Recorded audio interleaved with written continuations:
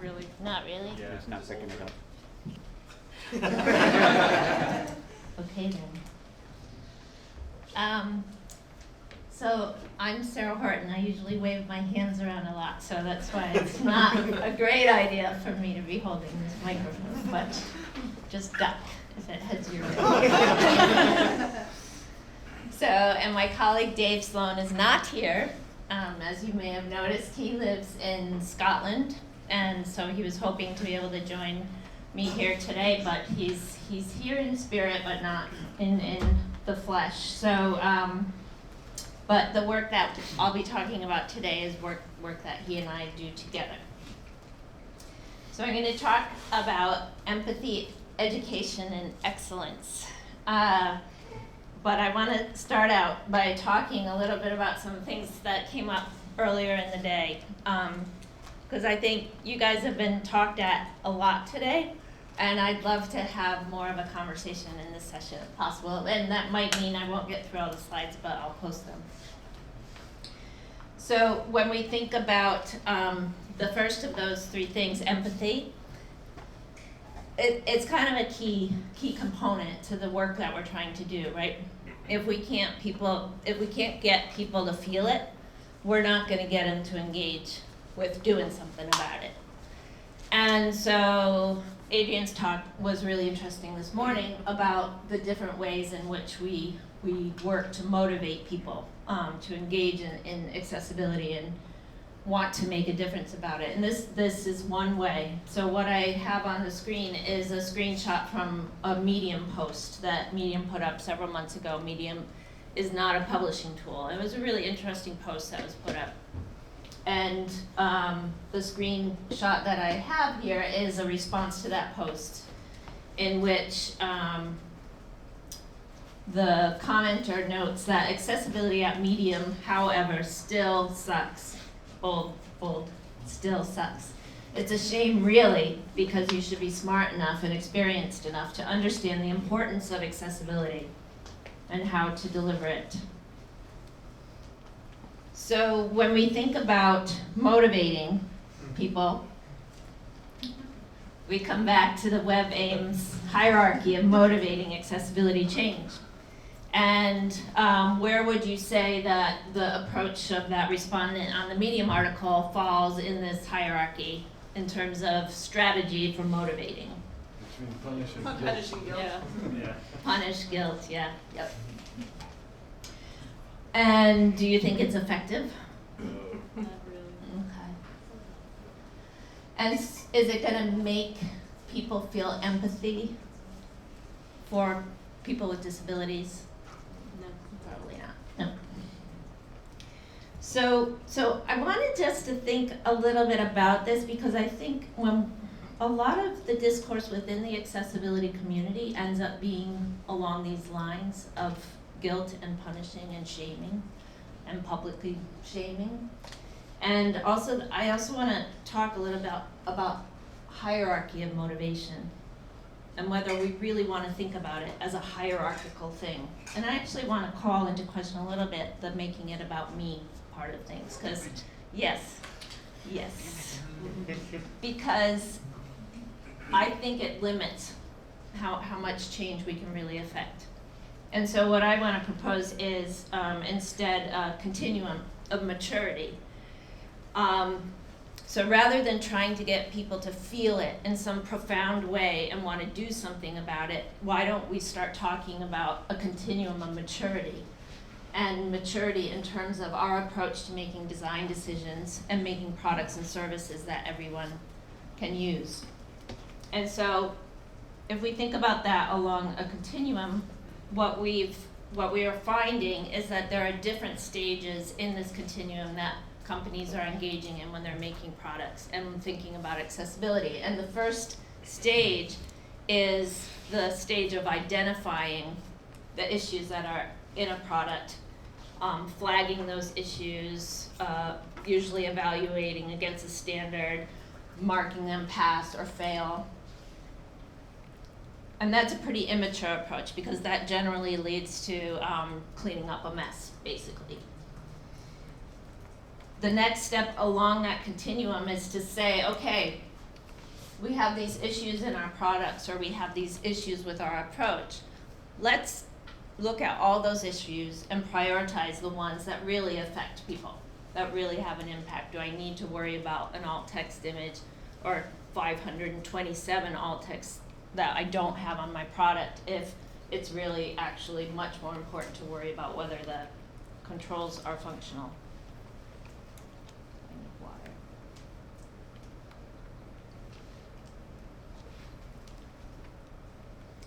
And then if we move along that maturity continuum toward the other end, the more mature approach, we can look at injecting accessibility expertise into products and services. And so that's when we have like a development team, and on that development team is the accessibility specialist. And I think I was speaking to someone here today who was in that role. Who was it? Darn it, I don't see you. But it was this person who kept saying, and I do this, and I do this, and I need to do that, and there you are. Yes. Arthur, right? Yes, yes, Sorry. yes. So it sounds like your organization is at this level though of injecting, and you were talking about the benefits of it because all of a sudden you're getting designs coming to you that don't have a lot of issues in them. So it's pretty awesome. Like it's way better. It's way better than this, right? Like a cleaning up mess. But then if we move forward to a fully mature approach, we're looking at a situation where you're out of a job. Sorry, I am too though. So we'll figure something out together, okay? Where everyone on the team who's making decisions about how this product works and looks and functions knows what they need to do to make it accessible, and that would be the fully mature approach. And so I want to think about like, okay, if this is where we want to get to, what do we need to do to motivate people, to build empathy so people will want to adopt these skills, learn these new approaches, make decisions in favor of accessibility over other issues, make accessibility a priority. And so I'd like to think of it much more as a continuum than as a hierarchy, and we'll talk about how to get people moving along that continuum. But I just wanted to say, like, there is kind of a happy ending on the medium thing that I think I'd also love us as a community to be more accepting of, and Adrian, you put a really great write-up on your site about this, and I'll make sure that I include links in my slides. But Medium then came out with this article, 5 goofy things Medium did that break accessibility. And so they listed, 5 things that they had been doing with the user interface that messed things up. And they didn't say, we're going to fix them all, or we'll never do anything like that again, or, it was more like, yeah, we're just trying to do things better. And if you think about that mature approach to accessibility, it's one in which you say, here are the things we did wrong, and here's what we're doing to try to make them right, versus handing over a compliance audit that has no red fails on it. It's all just pass, pass, pass. This to me is what this is what accessibility should look like, is what Medium did here, is identifying issues, trying to resolve them, making a long-term commitment to continuing that attention on accessibility. So this is, we've written up about the accessible design maturity continuum. The URL for it is ux4.us/mature-it. And as I said, I'll send a link out to the slides that'll have that on that. But so if we're going to start off with empathy, how are we going to build empathy within the developer and design community? Well, this is part of going back to the what's going to motivate people. And so this is kind of a cool thing we've been doing at some conferences, where we have these 4 strategies for engaging people in accessibility. And we usually use polling software. I'm not going to do that this time, but I'm just going to tell you how it happened in the past. So we put up numbers. So the first approach is numbers, and it happened a lot today. People stand up and talk about numbers. For me, numbers don't mean anything to me. They're very abstract. So I think a lot of times we're talking about accessibility in terms of these are all of the people who are affected by this. And we'll do things for people like me who can't understand numbers. We'll do things like say there are 8.1 million people in the US who have some difficulty seeing. And then for people like me who can't like put my head around 8.1 million and make that into something relevant, we'll say things like, that's the size of the population of Virginia, you know? And somehow that's gonna get me stirred up, and I'm gonna say, well, that's impossible, I need to do something about that. So that's the numbers approach. Another approach that people will often do is the make it about me approach. I'm gonna think of, I have a disability, someone I love has a disability, someone I know has a disability, so I'm gonna take action, I'm gonna pay attention to accessibility in everything I do because I have a personal connection. Another thing that we do to motivate people is we share personal experiences that people have. So in this case, this is a video of that a colleague of mine did, Matt Atkinson. He has a vision impairment and has trouble navigating, getting around. So it's a picture of the train station where he lives and the sign that has the information about upcoming trains, and he can't see it very well. And so he talks a lot in this video about all the benefits that he's deriving from things like apps and websites that tell him in a way that he can consume this important information. And so this is this notion of a personal experience, first-person narratives about this. And then the fourth thing that we do in this little exercise is we do sort of a simulation of a screen reader experience. So this is a screenshot of the Peace Corps website, and it has a mosaic of images on it. And when you navigate the mosaic of images, the user experience is not ideal.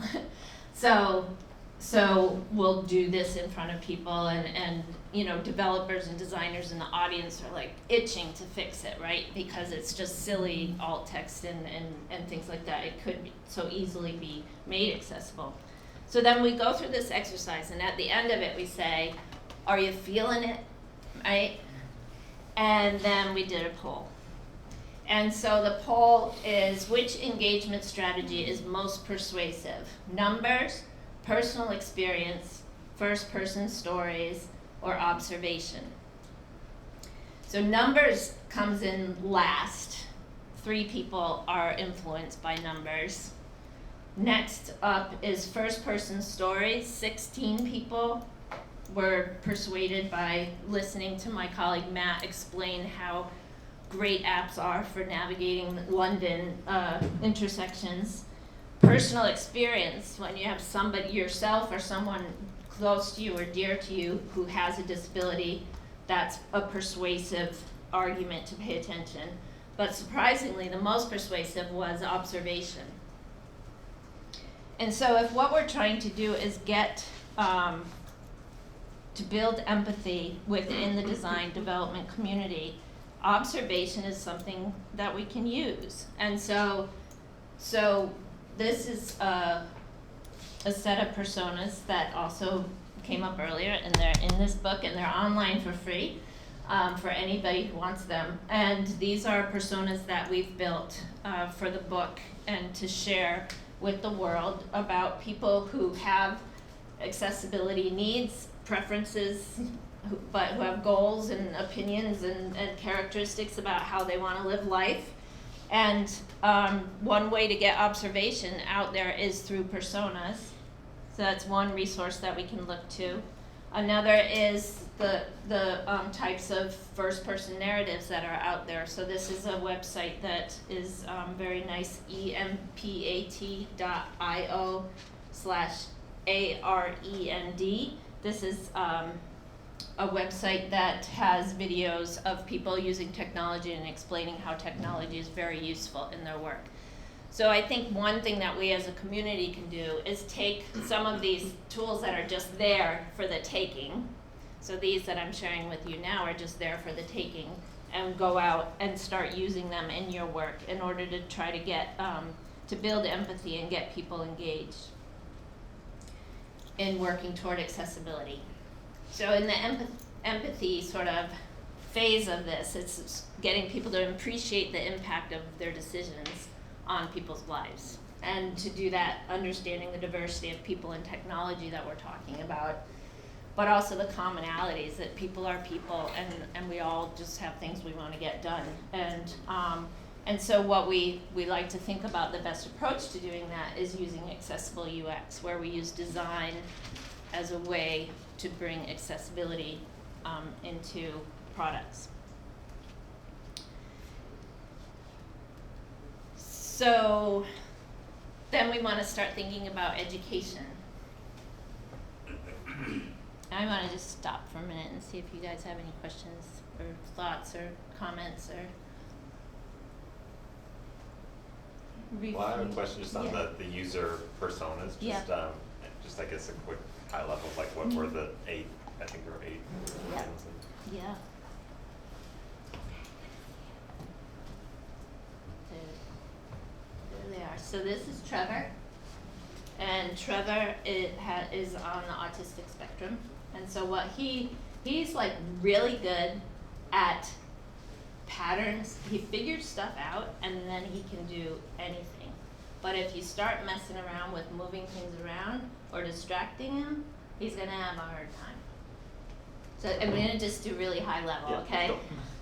Emily she has cerebral palsy, and so she has limited mobility. She has a joystick on her chair, and that's how she navigates. And when she uses, she has like touchscreen stuff and things like that. So she has some movement in her hands. She's really, really smart. She's a college student, and she is super independent. And so she just really wants systems that work for her.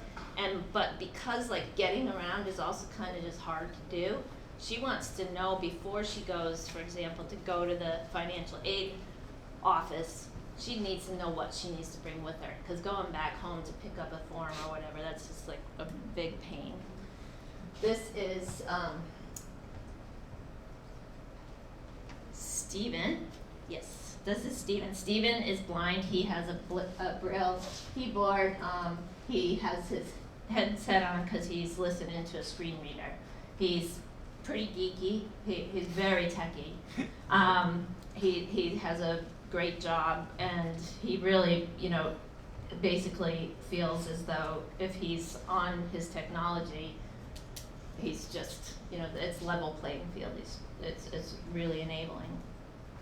Leia has fibromyalgia, so she has a physical condition that makes it hard to move a lot, and it hurts, and she gets fatigued. And so she had to quit her job because she got this condition, but she can work from home because she can take breaks and things like that. So she works from home, and she wants keyboard access to everything because moving her arm around to move a mouse is kind of tiring, but just sort of keeping her hands near the keyboard and moving like this isn't that much motion. This is David, and he is deaf. He is a graphic designer. He his primary concern has to do with captions. Basically, that he communicates with sign language. He uses FaceTime on his phone. That's what this is over here. Is like an iPad or a phone, I forget. But totally independent, and except for when he runs into instances where there are videos where he can't access the content in them. This is Vishnu. He speaks English as like a 5th language or something like that, and he also has low vision. So he has a magnification device here, and his keyboard is a special keyboard as well. And his issue is going to be around whether he can enlarge the screen enough in order to be able to see the content, and whether when he does enlarge it, making sure that the stuff doesn't overlay each other, so things are funny lining up. This is Maria. She, English is her second language. She helps people understand medical information. That's her job. And so when she's doing that, it's gonna help a whole lot if the language is plain and clear, because she herself is speaking English as a second language, but then she needs to communicate that to other people. And the other thing about her is that she is always on the road. So she's generally on a mobile device exclusively. I would say 98% of her technology is that. And then the Carol is over there with the kitty cat on the end, and she's a grandma, and so her vision is going. She loves to read. She's an avid reader, and so she's, as you can see, she's reading a book. She's not really ready to give up on reading books, but definitely she wants to use technology. There's some learning curve things with her. She was a bookkeeper, so she's like very good at what she does, but translating those concepts into the digital realm is hard. So sort of simple designs and flexible designs work well. Thanks for asking. That was really fun. I hope it was fun for you. They're my friends, so. Yes. Another question. You spoke about compassion, like invoking compassion in developers, designers, product owners towards people with disabilities. Do you think there's, I don't know how to ask this question, but is there room for compassion towards designers, developers, and product owners in not knowing? I think this is such a good question. I mean, that's sort of what I was trying to get at earlier with the medium thing, because I think we gotta stop doing that. Part of the empathy has to be for the community, to have empathy for the designers and developers and companies who are trying to pay salaries and overhead and it's just, I think the empathy has to be spread all around, and everyone has a role to play in that. So I'm so glad you raised that, because it's really important. I think it's something very positive that we can do. And back to your article, I loved your article about what was the other company that was. I have since forgotten. Yeah, it was really good. Because it's so rare, you think I'd remember. It is rare, but it was calling out these two posts that said, hey, we messed some stuff up and here's what we're doing to fix it. If we can jump onto that and say, thank you, this is fantastic, versus what later on in the comments on the Medium goof one, somebody came on and said, yeah, but there are 12 headings on this page and they're all H3s and H4s. It's like, what, man? Come on. Just really? So yeah. Thank you. Thanks. I feel At least like there are headings, right? yeah, exactly. Right. Nice headings. It's like when your kids play soccer and the ball goes like that. It's like, good idea.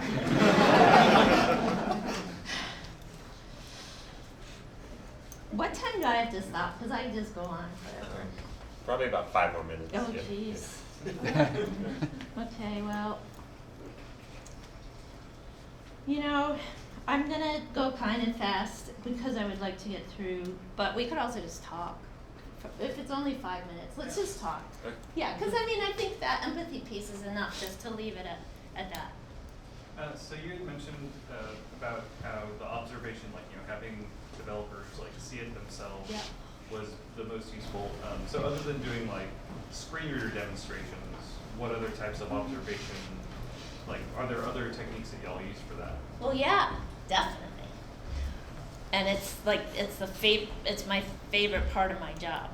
So next week I'm going to Boston and I'm going to be doing a user research study, and we partner up with the Carroll Center in Newton, Mass. So if you're thinking to yourself, okay, well, we do user research, and we do usability studies, but we don't do those with people with disabilities. Typically, the reason organizations don't is because they say, oh, it's just too hard to recruit. How do we do that recruiting? And what we have found is that it's not hard. So let me try to answer your question. What you want to do is look for areas in your current practice where you're doing user research and usability and talking to people. So if you do user-centered design in your organizations, bring accessibility into that. Don't start a new initiative. People are people. Include people with disabilities in that work. If you're doing user study, use cases, write use cases that include people with disabilities. So that's the very best way, is if you have an existing program where you are observing users, bring people with disabilities into that. If you're not, which is definitely the case in a lot of places, then it's harder. It's just going to be harder because I think you have to initiate a whole culture of user-centered design. And I think we say, oh, accessibility just, is like the poor second cousin. Oh, I'm so bad at those idioms. I start saying it and I'm like, no, stop. But I think you know what I mean.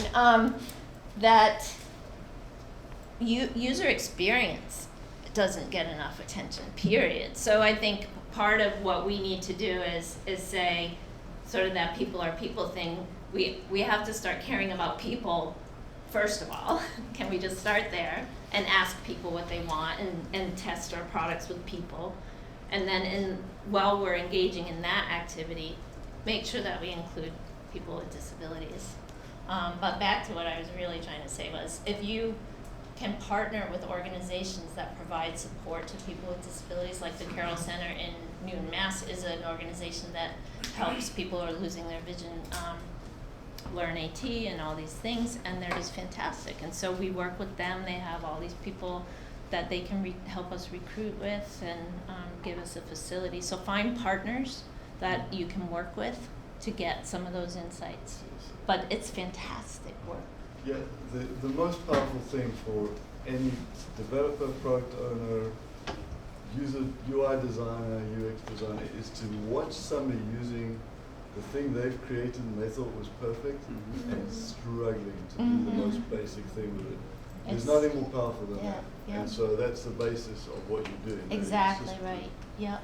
And by bringing in a real person rather than a persona, it becomes personal in a way, I you know, agree. that just makes people realize how important it is. It goes from this thing that we maybe will do maybe at some point to something that those people just want to fix. Yeah. And, yeah, it's great. I agree, because I think most designers, developers are like, I want to solve problems, I want to make good stuff, and then the agony of seeing, can I just fix that? Seeing that, just click that button. They can't. It's just so Yeah. powerful. Yeah. To tack on what you're saying, I've been also finding that so powerful. What I started implementing at Comcast was when we sent our products out to be tested, I would grab the developer and the product owner, and we would travel to where the testing was being done. And the developer and the product owner were in the room with the person using the assistive technology, and they were fixing things on the fly. And all the way back on the train, they just don't stop talking about how it changed their lives. It's so fantastic. Yeah. And these are people that are now becoming accessibility champions. Yeah. And it's just That's continuing on. great. What a great story. That's really good. Yep. To add on to groups, so in New York there's the Lighthouse Group, and they're up near Lexington and 50 near Bloomingdale's. They're really great for a resource. And then also for Right. Nobility in Texas. and then also Baruch has a usability lab that I've actually done testing there with visually impaired people, so that's also a great Nice. resource. BARUCH. You're welcome. Like I'm blessed, okay. Lately, I've been thinking a lot about something that I don't hear that much talk about, which is we've been spending a lot of time talking about the relationship between accessibility design experts and their clients or bosses or employers. But I don't hear much about the relationship between disabled accessibility professionals and non-disabled accessibility professionals. And, you know, many of us here, like me, are not disabled for now. Many of us here are disabled. And for now, yeah. There's always that unavoidable tension, I think, between on one hand, the nothing about us principle, and on the other hand, making marginalized people responsible for doing all the work. And like, you know, the three leaders of the New York City Accessibility Network, as far as I know, don't have any disabilities, but they've been doing a ton of work to give, you know, platforms to people with and without disabilities to speak on accessibility issues. But I think it's really hard to calibrate the exact place for how a non-disabled accessibility professional can be helpful versus, you know, just seizing the spotlight and becoming a real personal voice in the community. And I don't have an answer. I'm interested in hearing what's thoughts on that. Yeah. So like, yeah, that's a whole panel conversation. And I didn't know we should do that.